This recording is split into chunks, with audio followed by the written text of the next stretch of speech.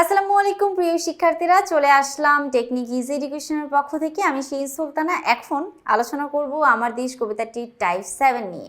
Type 7-এ আছে অভিন্ন তথ্যভিত্তিক প্রশ্ন উত্তর। তো চলো আমরা এটা নিয়ে একটু পড়াশোনা শুরু করি। এটা হচ্ছে পড়াশোনা জিনিস হচ্ছে, দেখো একটা উদ্দীপক দেওয়া আছে, সেই উদ্দীপকটা আমরা পড়বো, পড়ে হচ্ছে আমরা বাকি পরবর্তী দুইটা প্রশ্নের আনসার করব। কেদু মিয়া পদ্মা নদীতে মাছ ধরে জীবিকা নির্বাহ করে। ভালো কথা। একদিন সে মাছ ধরতে পদ্মা নদীতে গিয়ে দেখতে পায় যে পদ্মা নদীর মাঝখানে চর জেগেছে। তা দেখে সে কাল বিলম্ব না করে, মানে একেবারে দেরি না করে তার নিজ গ্রামে গিয়ে সকলকে খবরটি দেয় এবং সবাই তখন সেখানে আসে। গ্রামের পঞ্চায়েত প্রধান হিন্দু মুসলিম সবাইকে পাশাপাশি ঘর বানাতে বলে। তার কথা মতো সবাই সেখানে ঘর বাঁধে। সেখানে সবাই ফসলাদি জন্মায়। খুব ভালো কথা, সবাই এক মিলে কাজ করছে। প্রশ্ন দেখি কি বলেছে। উদ্দীপকের সঙ্গে সঙ্গতিপূর্ণ কবিতা হলো কোনটা? অবশ্যই আমার দেশ, যেহেতু সকলে মিলে কাজ করছে।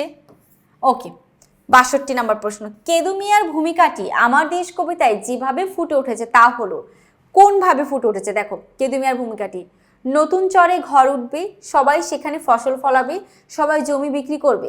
সঠিক উত্তর হচ্ছে নতুন চরে ঘর বাঁধবে, সবাই সেখানে ফসল ফলাবে। উত্তর ২। ১ ও ২ আমাদের এখানে কারেক্ট আনসার। শেষ করলাম আমরা ৬১ এবং ৬২ নম্বর প্রশ্ন। আবার চলে যাবো আরো পরবর্তী দুটি প্রশ্নতে। দেখো কি আছে এখানে, একটা উদ্দীপক আছে, উদ্দীপক সহ আমাদের আরো দুটি প্রশ্ন আছে, খেয়াল করি। আশিক নেপাল বেড়াতে গিয়ে সে উপলব্ধি করলো যে সেখানকার আবহাওয়া অত্যন্ত চমৎকার। সেখানকার আবহাওয়া না ছিল গরম, না ছিল উষ্ণ, অর্থাৎ সেখানকার আবহাওয়া নীতি শীতাংশ ছিল। সে এমন আবহাওয়ার জন্য সপ্তাহখানেক সেখানে থেকে প্রাকৃতিক দৃশ্য উপভোগ করলো। খুবই ভালো কথা। এবার আসি আমরা ৬৩ নম্বর প্রশ্নে। আমার দেশ কবিতার কোন চিত্রকল্পটি এখানে প্রাসঙ্গিক? জীবনানন্দ। সঠিক উত্তর হচ্ছে জীবনানন্দ। অর্থাৎ সে সবকিছু দেখে এতটা বেশি তার ভালো লেগেছে, সেজন্য সে জীবনকে আনন্দ উপভোগ করেছে। এটাই হচ্ছে জীবনানন্দ। এবার আসি আমরা ৬৪ নম্বর প্রশ্ন। ৬৪-তে কি আছে?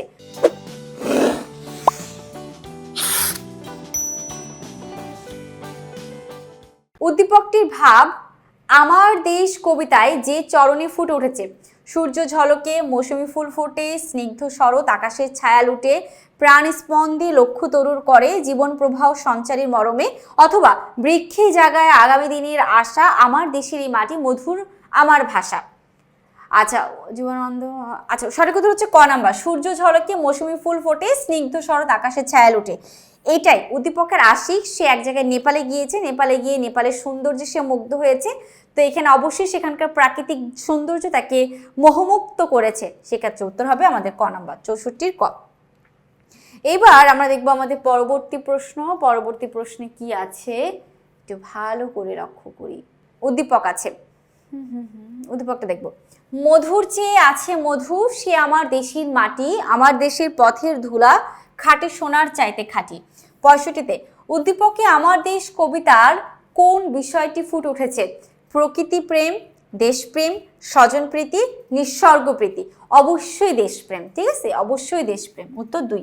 আচ্ছা, ৬৬ নম্বর প্রশ্নে কি বলেছে? উদ্দীপকের ভাবনাটি আমার দেশ কবিতায় যে চরণে প্রকাশ পেয়েছে। উদ্দীপকের ভাবনাটি দেশের মাটি সম্পর্কে বলা বা ভাষা সম্পর্কে নিয়ে বলা, সেজন্য আমার দেশের এই মাটি মধুর, মধুর আমার প্রাণের ভাষা। ৬৬ সঠিক উত্তর হচ্ছে আমাদের ক নাম্বার, আর এটাই কারেক্ট আনসার। আচ্ছা, এবার আমরা যাব হচ্ছে আমাদের পরবর্তী আরো দুইটা প্রশ্ন আছে, একটু উদ্দীপক পড়বো, পড়ে আমরা উত্তরটি দেওয়ার চেষ্টা করব। দেখো, আমার দেশের মাটির গন্ধে ভরে আছে সারা মন, শ্যামল কোমল পরশ ছাড়া যে নেই কিছু প্রয়োজন। ওকে, দেশের মাটি, দেশের সবকিছু, দেশের ভালোবাসা ছাড়া সে আর অন্য কোনো কিছু উপলব্ধি করতে পারছে না, তার কাছে এটাই হচ্ছে সর্বশ্রেষ্ঠ। তো উদ্দীপকের ভাবার্থ আমার দেশ কবিতায় যে চরণে ভাবার্থের সাথে সাদৃশ্যপূর্ণ। কোন চরণে ভাবার্থের সাথে সাদৃশ্যপূর্ণ এটি খেয়াল করব।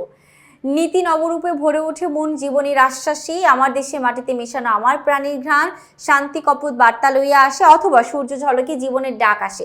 উত্তর উদ্দীপকের সঙ্গে সব থেকে যেটা বেশি প্রাসঙ্গিক সেটা হচ্ছে আমার দেশের মাটিতে মেশানো আমার প্রাণের ঘ্রাণ। এটি সব থেকে বেশি প্রাসঙ্গিক, তার মানে এটা হচ্ছে কারেক্ট আনসার।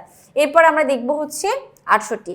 উদ্দীপকে আমার দেশ কবিতার কোন দিকটি ফুটে উঠেছে?